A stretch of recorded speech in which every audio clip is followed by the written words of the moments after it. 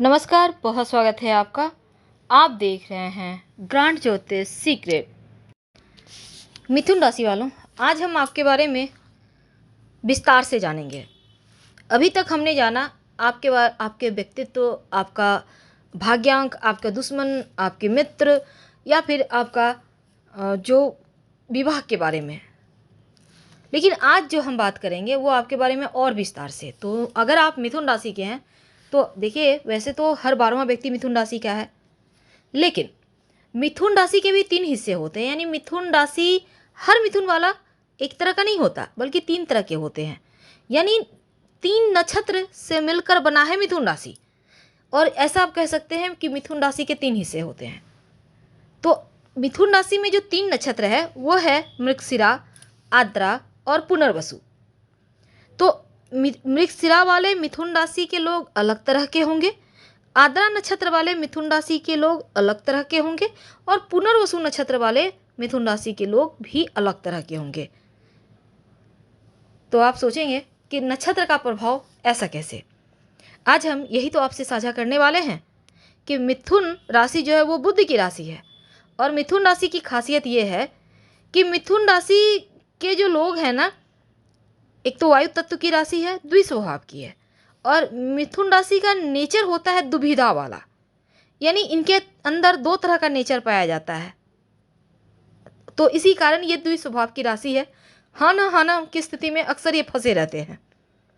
सूर्य को मिथुन राशि सबसे ज़्यादा प्रिय है, क्योंकि सूर्य जब मिथुन राशि में आते हैं तो जीवन में बेहतरीन परिणाम देते हैं। तो हम बात कर रहे हैं कि मिथुन राशि के 3 हिस्से हैं। तो दुनिया का हर मिथुन वाला एक तरीके का नहीं होता। तो कुल मिलाकर जो मिथुन वाले हैं, 3 नक्षत्र के कारण इनका प्रभाव अलग हो जाता है, इनकी प्रवृत्ति अलग हो जाती है। और इनके जीवन में अगर कोई परेशानी है तो कैसे आप अपने नक्षत्र को बेहतर करके आप अपने जीवन की मुश्किलों से बाहर निकल सकते हैं। तो उसके पहले अगर आपने हमारे चैनल को सब्सक्राइब नहीं किया तो प्लीज़ सब्सक्राइब करें, वीडियो पसंद आए तब लाइक करें। और ज़्यादा जानकारी के लिए आप हमारे वेबसाइट पर भी आ सकते हैं। वेबसाइट का लिंक आपको डिस्क्रिप्शन में मिल जाएगा। आप चाहें तो गूगल पर भी हमारे वेबसाइट granddharmasarmark.com सर्च कर सकते हैं। वेबसाइट पूरी तरह से अब आपकी अपनी भाषा में उपलब्ध है। आप किसी भी भारतीय भाषा में वेबसाइट को सर्च कर सकते हैं।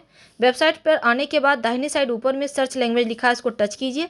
फिर आप जिस भाषा के जानकार हैं उस भाषा को सिलेक्ट करके आप इंजॉय कीजिए। तो बात कर रहे हैं हम सबसे पहले मृगशिरा नक्षत्र वाले मिथुन राशि वाले कैसे होते हैं। तो अगर आपकी राशि मिथुन है और आपका नक्षत्र मृगशिरा है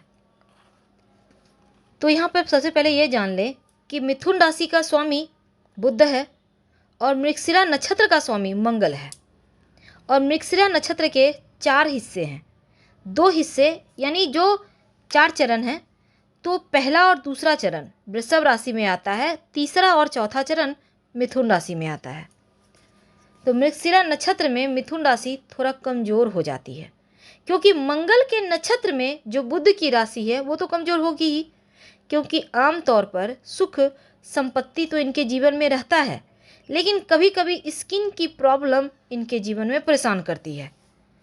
तो मृगशिरा नक्षत्र वाले मिथुन राशि के लोग ज़्यादातर अपने बारे में सोचते हैं, दूसरों को नुकसान भी पहुंचाते हैं।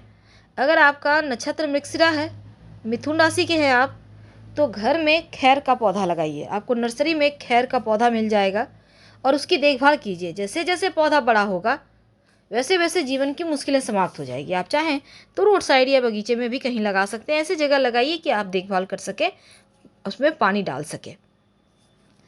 तो अब हम अगर मृगशिरा नक्षत्र वाले व्यक्ति के बारे में विस्तार से जानना चाहें तो देखिए, मृगशिरा जो नक्षत्र है वो आकाश मंडल का 5वां नक्षत्र है। 27 नक्षत्र में 5वां नक्षत्र है और आकाश में हिरण के सिर के तरह नजर आता है। तो मृगशिरा नक्षत्र के जो 2 चरण हैं, अंतिम 2 चरण मिथुन राशि में है। तो यहाँ पर बुध का प्रभाव इनके जीवन पर, मंगल और बुध का जीवन भर रहता है। तो इनके देवता सोम है, स्वामी मंगल है। और इस नक्षत्र में जन्म लेने वाला व्यक्ति सुंदर होता है, हाथ पैर लंबे होते हैं।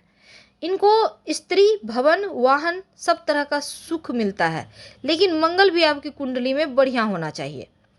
दूसरी तरफ नकारात्मक पक्ष ये है कि आपके कुंडली में अगर मंगल या बुध की स्थिति सही नहीं है तो आप थोड़े चंचल होंगे, असंतुष्ट होंगे, क्रोधी होंगे, या फिर एक्स्ट्रा मैरिटल अफेयर जैसी चीज़ों में फंसेंगे। और इस नक्षत्र के व्यक्ति अपने कर्मों से 33 साल की अवधि तक जीवन को जटिल बना देते हैं। इसके बाद चीज़ें धीरे धीरे बेहतर होती चली जाती है।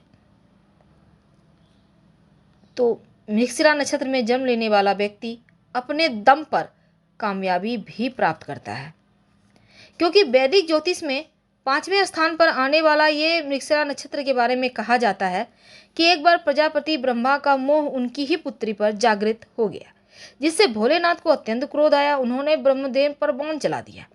शिव के इस रौद्र रूप को देखकर प्रजापति पिता ब्रह्मा काफी भयभीत होकर आकाश दिशा की ओर भागे। जब उन्हें कोई रास्ता नहीं सूझा तो वह आकाश में मृगशिरा नक्षत्र के रूप में स्थापित हो गए। अब चूंकि वह शिव के क्रोध से बचने के लिए उसमें उन्होंने हिरण यानी कि मृग का रूप बनाया हुआ था, इस कारण जब वह नक्षत्र बने तो उनका नाम मृगशिरा नक्षत्र पड़ा। कथा मिलती है कि शिवजी के बाण ने उन्हें आज तक माफ नहीं किया है। आज भी वह बाण आर्द्रा नक्षत्र के रूप में मृगशिरा रूपी ब्रह्मा जी के पीछे पड़ा है। तो ज्योतिष ये कहता है कि जिस नक्षत्र में व्यक्ति का जन्म होता है उस नक्षत्र का प्रभाव पूरी उम्र पड़ता है। विशेषता यह है कि प्रेम पर अटूट विश्वास होता है।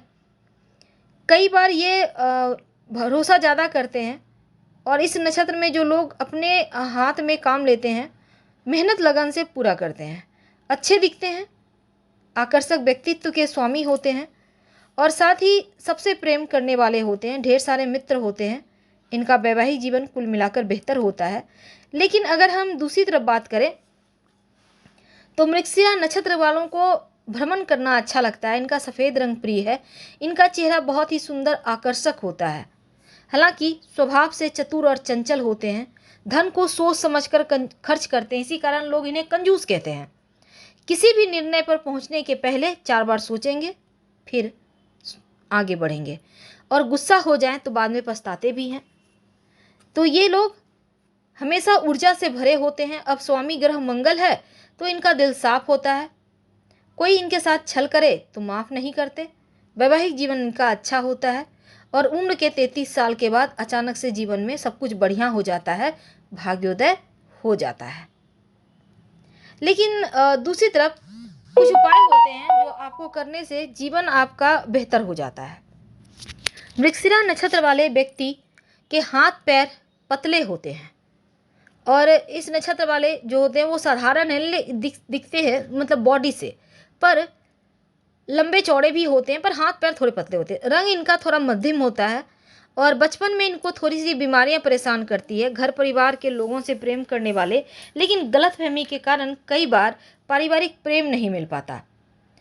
किसी की गलती ना होने के बाद भी परेशानियां रहती हैं इनके जीवन में। कई बार 2 लोगों से विवाह यानी कि 2 पत्नी वाला भी इस नक्षत्र को कहा जाता है। तो 32 वर्ष की उम्र तक स्थिर नहीं हो पाते जीवन में, लेकिन 33 साल के बाद जीवन में खूब उन्नति करते हैं, खूब धन कमाते हैं। जो महिलाएं होती हैं बुद्धिमान, स्वार्थी, अधिक बोलने वाली, बात बात पर झगड़ा करने वाली, थोड़ी सी पैसे से लालची, स्वादिष्ट भोजन करने वाली, वस्त्र आभूषण से युक्त भाग्यशाली होती हैं। तो अब बात करते हैं आर्द्रा नक्षत्र की, जो मिथुन राशि वाले हैं। अगर आपका राशि मिथुन तो है लेकिन नक्षत्र आर्द्रा है, तो आपके ऊपर इसका क्या प्रभाव होगा, क्योंकि आर्द्रा नक्षत्र का स्वामी राहु होता है। और आर्द्रा नक्षत्र में अगर आपका जन्म हुआ है तो जीवन में थोड़ा सा उतार चढ़ाव भी होता है, क्योंकि राहु यहाँ पर थोड़ा सा जीवन में उतार चढ़ाव देता है। अब देखिए, आपको मेहनत के बाद सफलता मिलती तो है, लेकिन जो आर्द्रा नक्षत्र वाले मिथुन राशि के लोग हैं राजनीति के क्षेत्र में, शेयर मार्केट में बहुत सफलता पाते हैं। मुश्किल सिर्फ ये है कि कभी कभी गलत निर्णय लेकर बड़ी मुश्किल में भी फंस जाते हैं। तो अगर आपका जन्म नक्षत्र आर्द्रा है आप मिथुन राशि के हैं तो पाकड़ के पेड़ में जल डालें, आपको लाभ होगा। सुबह शाम नमः शिवाय का जप करें तो जीवन की मुश्किलें समाप्त होगी। लेकिन अगर हम और विस्तार से जानना चाहें कि आर्द्रा नक्षत्र कैसे होते हैं ये लोग, तो आर्द्रा नक्षत्र वाले के जीवन की मुश्किलें क्या है। देखिए, राहु का नक्षत्र है और आर्द्रा नक्षत्र के चारों चरण मिथुन राशि में होते हैं। इस कारण से इस नक्षत्र पर मिथुन राशि का, और चूंकि इनके स्वामी ग्रह बुध हैं तो इसका प्रभाव जीवन पर्यंत रहता है। इनको भौतिक सुख मिलता है जीवन में, भूमि भवन के मालिक रहते हैं। सकारात्मक पक्ष ये है कि ये हंसमुख, चतुर, मिलनसार, जिम्मेदार, समझदार होते हैं और अनुसंधान में रुचि रखते हैं। इनके जीवन का सबसे अच्छा समय उम्र के 32वें साल से 42वें वर्ष का होता है। इसमें आप खूब मेहनत करें और बुढ़ापे के लिए बचा के रखें तो अच्छा रहेगा, क्योंकि इस समय सफलता आसानी से और ज़्यादा मिलती है। नकारात्मक पक्ष ये है कि बुध और राहु की स्थिति अगर खराब हो तो आपका स्वभाव चंचल होगा, आप अभिमानी होंगे, बुरे विचार व्यसनी होंगे, क्योंकि राहु की स्थिति का फल भी तो यहाँ मिलेगा ना। और राहु अस्थमा, सूखी खांसी जैसी परेशानी देता है जीवन में। लेकिन आर्द्रा नक्षत्र वाले राहु के जैसे, हाँ, राहु का एक ज्ञान होता है कि वो कूटनीतिक देता है, बुद्धि चालाक बना देता है। तो अगर राजनीति के क्षेत्र में आप आगे जाना चाहते हैं तो सफलता खूब मिलेगा। तो सफलता पाने के लिए साम दाम दंड भेद की नीति भी अपनाते हैं। वैसे तो इस नक्षत्र का जन्म लेने वाला लोग हंसी मजाक करने वाले होते हैं, समस्याओं का सामना धैर्य से करते हैं और ये हर काम में सफलता पा ही लेते हैं, क्योंकि इनका जो काम करने का तरीका है वो इनको सफलता की तरफ ले जाता है। ज़रूरतमंद लोगों का मदद करने वाले कई बार लापरवाह होते हैं। कई बार आपको कुछ कार्य ऐसे होते हैं जो आप नहीं चाहते पर कर लेते हैं तो अफसोस भी होता है। आपको ये कहा जाता है कि अपने पारिवारिक रोमांटिक मामलों में सभी पर अधिकार जमाने की हट ना करें, बल्कि सम्मान से पेश आए। अब दिल, लकवा या तनाव संबंधी परेशानियां आपको कभी कभी जीवन में परेशान करती है। तो ये जो 27 नक्षत्र हैं उसमें छठे स्थान पे आता है आर्द्रा नक्षत्र, और तारकासुर जो दानव था ना, उनका भी नाम आर्द्रा ही है। तो कृतिका नक्षत्र समूह में भी आता है आर्द्रा। लेकिन आर्द्रा नक्षत्र जो अपने स्वामी देवता रुद्र से भी भारी शक्ति ग्रहण करता है। रुद्र बहुत शक्तिशाली होते हैं, भगवान शक्ति के केंद्र हैं। तो ऐसे में मस्तिष्क यानी पिछले कर्मों से बना है और इस जन्म में भी वही करता है। तो मनुष्य के अच्छे और बुरे दोनों ही प्रकार के काम करने की अनंत क्षमता है और उसी पथ पर आगे बढ़ता है। और ये आर्द्रा नक्षत्र उसी गुण और प्रेरक शक्ति का यहाँ पर स्वामित्व।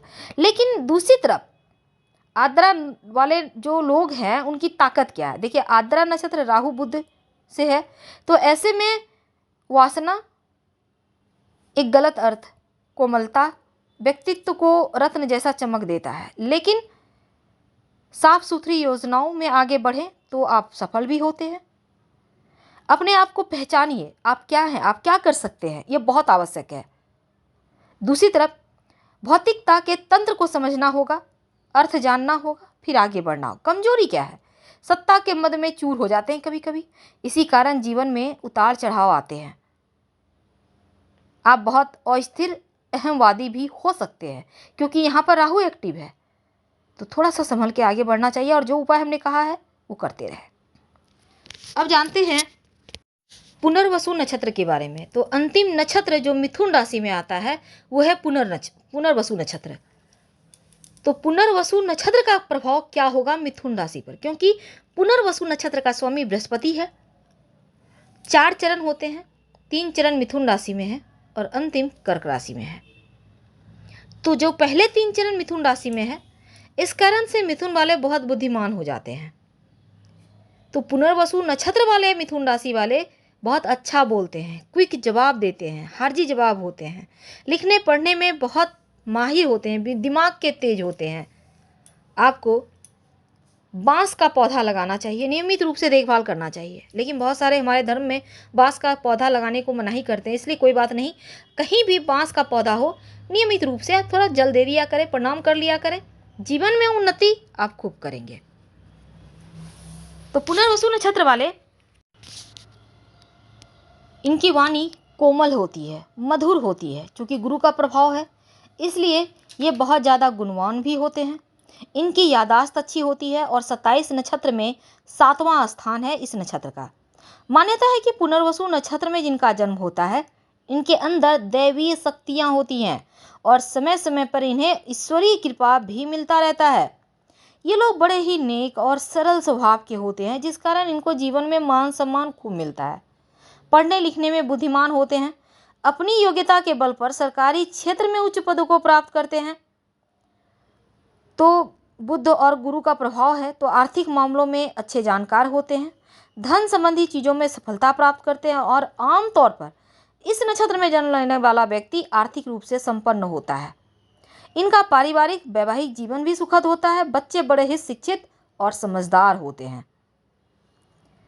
तो पुनर्वसु नक्षत्र के लाभ क्या हैं? इस नक्षत्र में पैदा हुए लोगों को क्या मिलता है ज़्यादा? देखिए, पुनर्वसु नक्षत्र जो है, इसके पीछे एक कहानी है। नक्षत्र देवता देवी अदिति, देवी अदिति सूर्य की माँ है, पिछले कर्मों और भविष्य का निर्वाचन करने वाली। अब यहाँ पर सूर्य के पिता महर्षि कश्यप और माता अदिति से आदित्य उत्पन्न हुए, जिनका नाम इंद्र, विष्णु, वागा, वरुण, अरेमा, पूषा, मित्र, अग्नि, प्रजन्य, विवस्वान और सूर्य हुए। तो मान्यता के अनुसार सभी आदित्यों में माता अदिति के गुण सच, वीरता, शुद्धता, सुंदरता आदि पाए गए। तो सूर्यदेव की माता अदिति वामन अवतार में विष्णु भगवान की जननी माता और दक्ष की बेटी थी।